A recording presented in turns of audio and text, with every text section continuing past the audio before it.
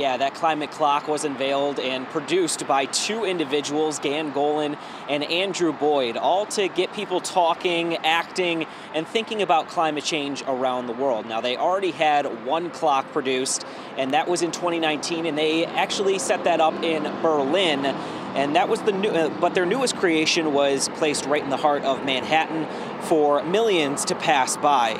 The climate clock will be on display until September 27th, but the artists hope to find a permanent home for their creation in New York.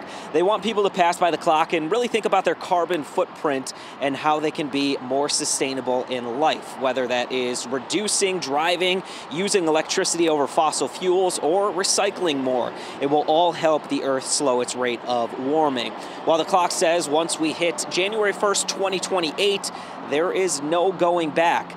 GVSU professor Robert Hollister, who boasts a large background in climate research, says it might not be as simple as that date, and several changes are already being seen.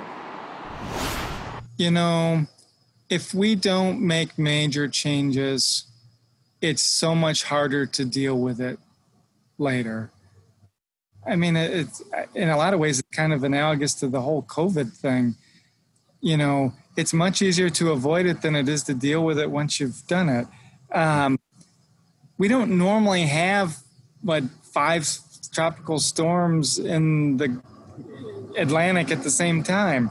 We don't normally have 2 hurricanes in the Gulf at the same time. I mean, those are but those are completely projected from climate change. So, in a lot of ways, we're already paying for our lack of listening to scientists 20 years ago.